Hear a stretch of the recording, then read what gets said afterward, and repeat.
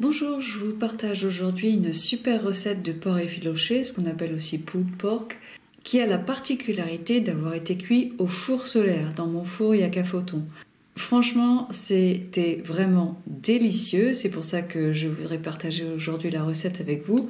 Malheureusement, j'ai pas filmé la recette, donc je vais plutôt vous faire un diaporama plutôt qu'une vidéo. Mais bon, je vous recommande vraiment cette recette, c'était très chouette. On procède à une cuisson douce avec de l'énergie gratuite, c'est vraiment super dans l'environnement actuel. Alors, pour environ 8 personnes, il faut compter 2 kg de porc. D'après mon boucher, le mieux c'est d'avoir de l'épaule, c'est ce que j'ai fait. D'après ce que j'ai lu, on peut aussi utiliser de l'échine ou de la palette.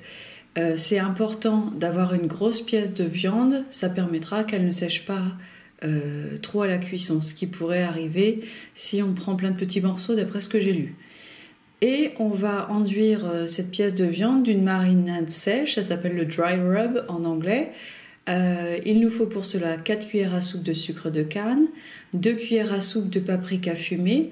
On va utiliser du paprika fumé pour justement que notre viande ait un goût fumé, un peu comme elle l'aurait si on la faisait cuire au barbecue ou sur un fumoir. 2 cuillères à soupe de paprika doux, ou bien fumé si on veut encore renforcer le goût du fumé.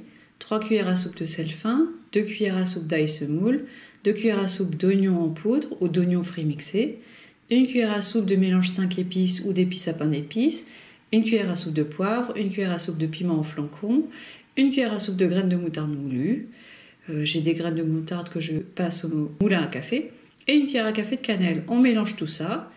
On a aussi besoin d'un peu d'huile ou de moutarde.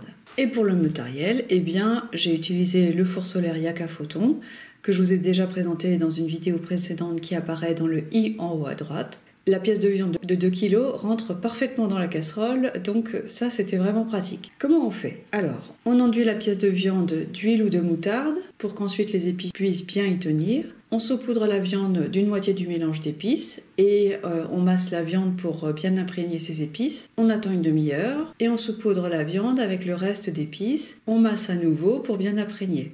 Ensuite, on dépose la viande dans la casserole du four solaire.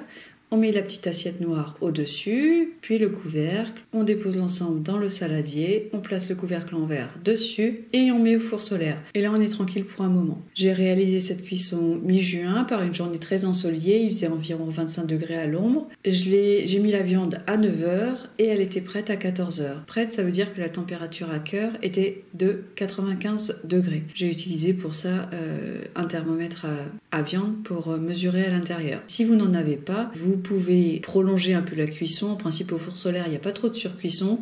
Et en gros, en une journée, la viande sera bien cuite. Notez que la viande rend beaucoup de liquide. C'est un liquide qu'on pourra utiliser plus tard un peu comme une sauce ou pour faire cuire d'autres choses comme des céréales ou des pâtes. Une fois cuite, on laisse reposer la viande 30 minutes, puis on l'effiloche à l'aide de 2 fourchettes. On enlève le gras s'il y en a. Donc pour ma part, la cuisson, vous voyez, avait été prête à 14h. J'ai laissé reposer la viande jusqu'à 18h.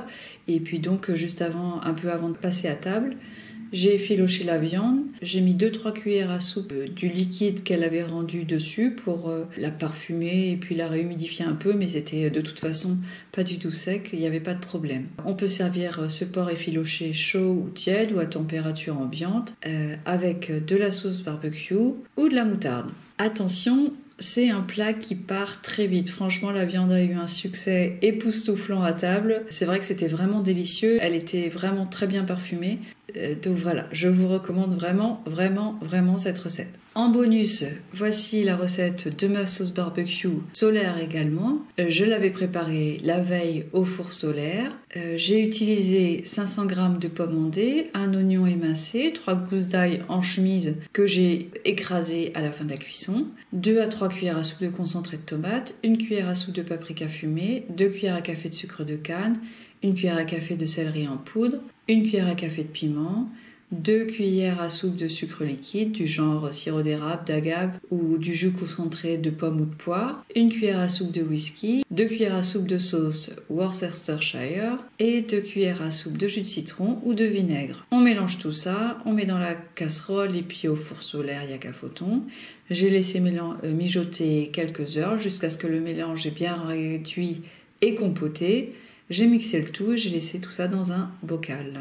Une fois que la sauce a refroidi, on peut goûter et ajuster, éventuellement rajouter un peu de paprika fumé si on veut renforcer le goût du fumé, ou alors rajouter un peu de vinaigre si on veut renforcer l'acidité. À la place du paprika fumé dans cette recette, on peut éventuellement mettre un sachet de thé fumé dans le mélange pour obtenir ce goût fumé. Voilà, j'espère que cette recette tout à fait estivale et économique du point de vue de l'énergie vous a plu. Vous retrouvez sur ma chaîne YouTube plein d'infos sur le four solaire et aussi sur mon site internet violaine.kitchen. Allez, à bientôt!